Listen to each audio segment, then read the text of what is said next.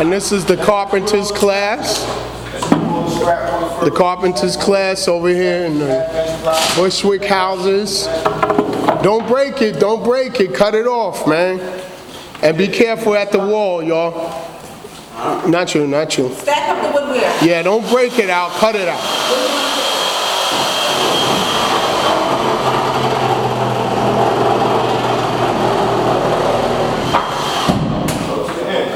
I got a code for you. 26.200 to 203. Sub part. Accident, prevention, barricades, and signal. Yep. Flaggers, spotters, flaggers, spotters, signals, hand signalers. Okay. I got you. Now, over here, not y'all, this is a controlled access zone right here. We use this as a controlled access zone, so Meaning nobody can come over. yeah, nobody could come over here. So because they're cutting that out, yeah, I got it. We're just schooling in there. And so because they're cutting that out, nobody falls. It doesn't fall on anyone, nobody slips and fall. There's nothing to slip and fall on the floor. You know, so Control access zone. it's called a CAZ, Controlled Access Zone. Let me get my phone. No, don't worry about it. It's also in your handouts. Cut that out, no knockout.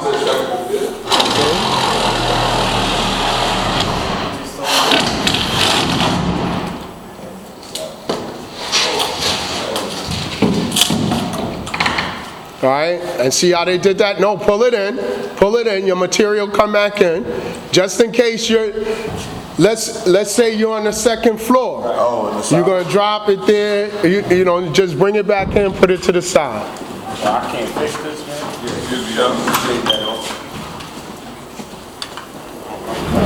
Better get that from that. Quick question, because I want to make something right. Go ahead. Power's off. You attach here. Power's off. Attach here first. As far as this. Yeah, that was a question. You should, go ahead. Alright, what you wanna do first? Unplug it.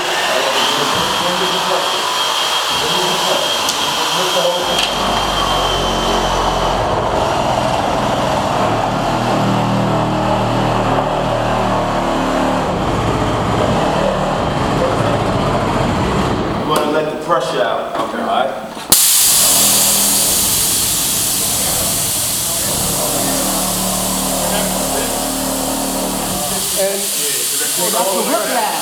Right. It's called, you would normally put a whip check on there, and what he just did is he's bleeding the line. So all the excess is coming out of it. And your whip check keeps it from flailing around like you, yeah. And normally, sometimes you may not have a connection for it, so you would use like tie wire or something, connect it here and here, so it doesn't flare off. Go ahead.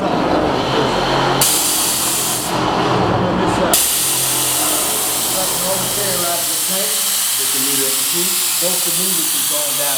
It's taking the air out the hose, and it's taking the air out the tank. This is your PSI pound. Yeah, So when it's on zero, they both keep PSI. Okay. This is your regulator right here. This is what regulates how much air is going into the hose. Okay, this is your tank pressure. This tells you this tank holds 150 pounds of pressure, so it's not gonna go past 150 on this. But you can adjust this to what you want to shoot it to. But it tells you on each tool, pneumatic tool, how much pressure, the max pressure you want to put to your gun. Like the framing gun, I wouldn't put more than 130 to it because you can blow the ring out of the gun. That's PSI, right? Yeah, that's pounds per square inch. You said that, That's that how comes many on the pounds. gun. Huh? On the gun it comes on? But it tells you it tells you the max to set that you can set the pressure to. The manufacturer. Yeah, the manufacturer. It tells you on the gun too. It tells you also in your manual. You just said something. Anytime you get a tool, read the manual. Read the manual because. All right, I've been doing this for over 25 years. When I get tools I still read the manual because they make new tools Everything changes. every day. It changes. and you might think, oh, it works the same. Because you didn't read the manual, you mess up your machine, and then you take it back, oh, it's broke, huh? And then you get another one, don't read it, do the same thing, and I watch people do it over and over and say, oh man, it keeps doing the same thing. Read the manual. It's exactly what you did wrong. Yeah, I didn't know that you said a certain pressure. It's max, because it's a ring in that gun. Yeah. If you put too much pressure in, it'll blow the ring out. What's the max pressure on that gun You that said we're around using? 30. No, 130. 130. 130. So what's the I'm max? like, 30. What's the max Okay, I PSI on the gun that we're using? Let me They tell you on the gun, the max PI. 130. No, that's what I said. It's smart. Okay, listen up, listen up, listen up. Sometimes it'll tell you over here. Sometimes this is an older gun. See, if it's a label, it's too late. It should tell you on your black label or your back label. Yeah, right, one of them.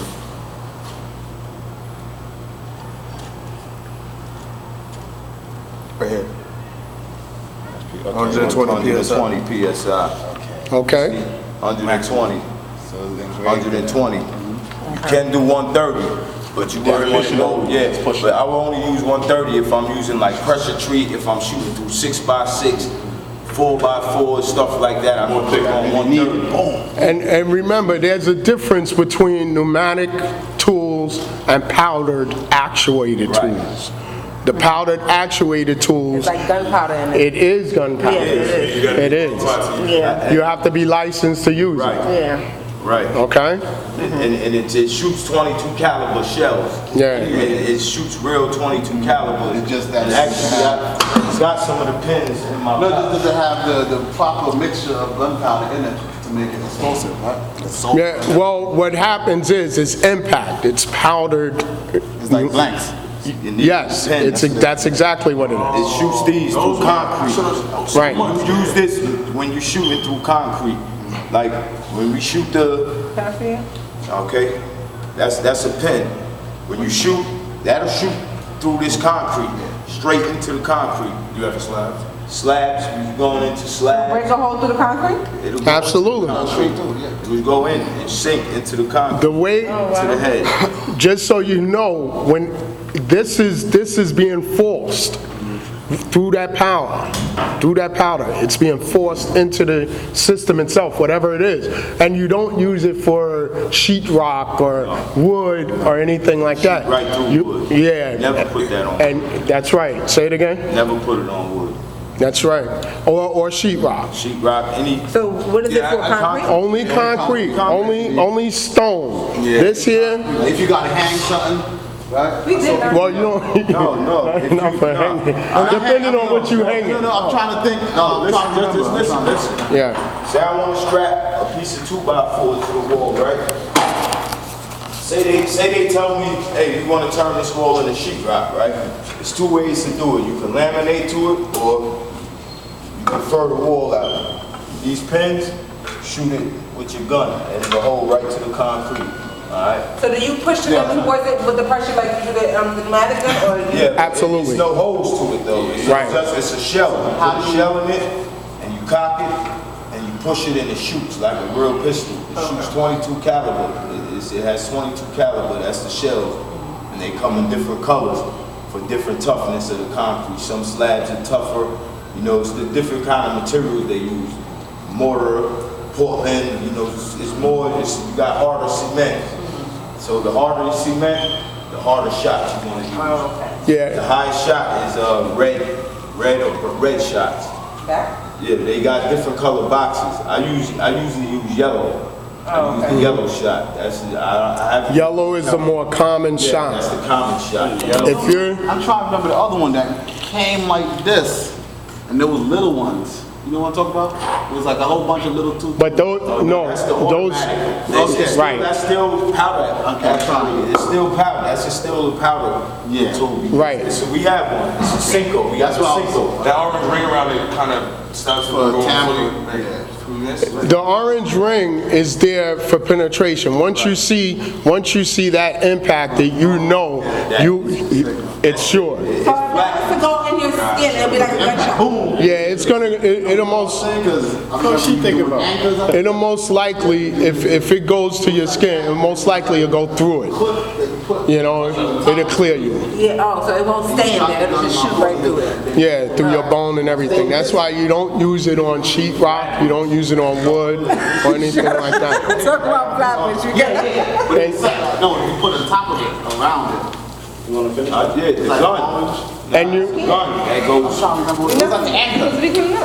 no, this goes inside of a gun. yeah. Do we cut the And other you side off? never modify your system. Some people modify it. Hold on. Some people modify their tool so it shoots quicker, or even like a semi-automatic. They don't have to. When you're using it, it has primes here that actually has to be pressed before you can pull that trigger. Some people will modify it so the primes stay back and they could just zip along a line. Right. But as soon as you miss, somebody's getting hurt or killed. And I told y'all, somebody said that to me earlier, like, he said they seen this pull back. Right. You know, stuck you, right? And what did I Right. tell you? You said it's not safe, it's unsafe. At all. No. Never- You said it's a makeshift or something? Yeah. Yeah, so- Modifying it, Yeah, make it stick modify. back. Let's look at it a little closer. They hold that back and it stays, and so they can just automatic pop, pop, pop, pop. That's like a safety lock. You don't. They tell you not to use on the drip, If you buy the right gun, they have my nail gun. I can adjust it from auto, from bump to one single nail, to where I can just hold my trigger And just and slide it. Bump, bump, bump, bump, bump, bump, bump, Right. bump. This one doesn't bump. But the thing is, he's telling you something you can buy Right. for those type of bumps. Situations. When he's saying this, when they're modifying it, they're literally taking like a tie wire, they're pulling it back, and it's holding it there. And I don't call it modifying, I call it rigging. Yeah, rigging, modified, you know. Rig it, they try to rig it in. That's just like I told you with the circular saws. Another thing I see, I suggest y'all never ever do this. I see people do it. finger? Something for the finger? Oh, Nah, the fence. You'll see people take their fence And put a piece of wedge a piece of wood Yeah, back, they told us not to do wood in that in there, school. right? Yeah. To keep the fence back. Yeah. Yeah. It never, I asked don't one like guy, to- listen, I asked the guy 3 weeks ago. I told him, I said, bro, listen, move that saw away from me. I don't even like looking at his saw, okay? Why would they do that? He said it saves him time. No, it doesn't. And his cuts are never straight because the guy, The fence helps you guide it. keep the saw straight. Yeah. Okay? His cuts are always crooked. And I told him, I said, let me finish talking. I told him, I said, that's why you can't get a straight cut on your wood. For one, you keep your fence up, and that's dangerous. Not only is that piece of wood in there, but if that piece of wood comes loose and catches that blade, kick up and hit you in the face, bro, this thing moves with so much speed, you wouldn't believe it how fast something can fly, fling, and how far with force. It can hit you with force, deadly force. This is a real dangerous tool. Like, I never, ever, anybody I taught how to use this told them, don't ever stick your guard back. You leave your guard down. Never. I see him do this. One day we working on a job, we just finished the deck. He got the saw, put the saw down, cut the deck up, bro. Crazy, man. You know? But it's And time. now, think about it. That could have been foot, Yeah. anything. It could have been. It could have been his foot, it rolled up. That's right. Like when this blade is moving so fast, when it hits something, trust me, if you ain't cutting and you just drop that blade and it's spinning, you're gonna see the saw do some crazy stuff. So why would it continue to spin when you drop it? Because he has it wedged? Like, It's because of the velocity. The saw doesn't stop right away.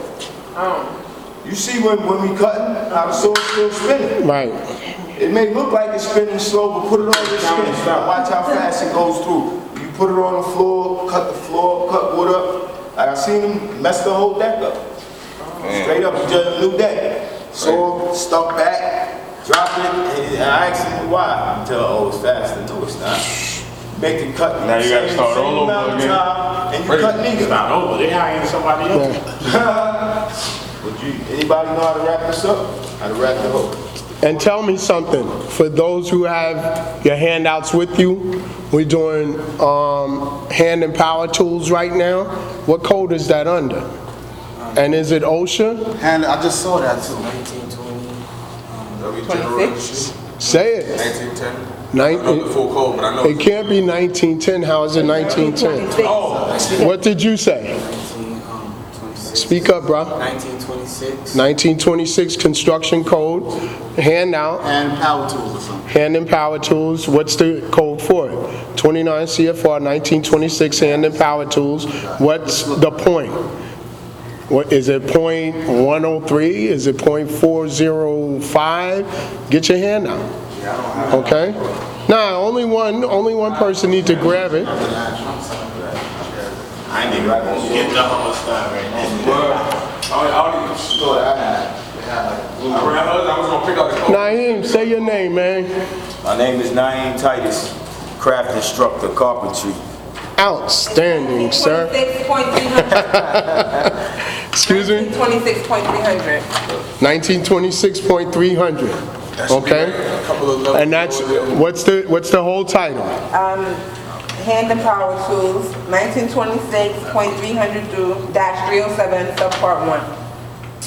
Subpart I. Oh, I thought there was one, sorry. Subpart I. General requirements, powered operated hand tools, abrasive wheels and tools, woodworking tools, jacks, levers, and ratchet screws, and hydraulics. Okay, great. Remember, all your subparts is letters. All right? Cool. Wow, who's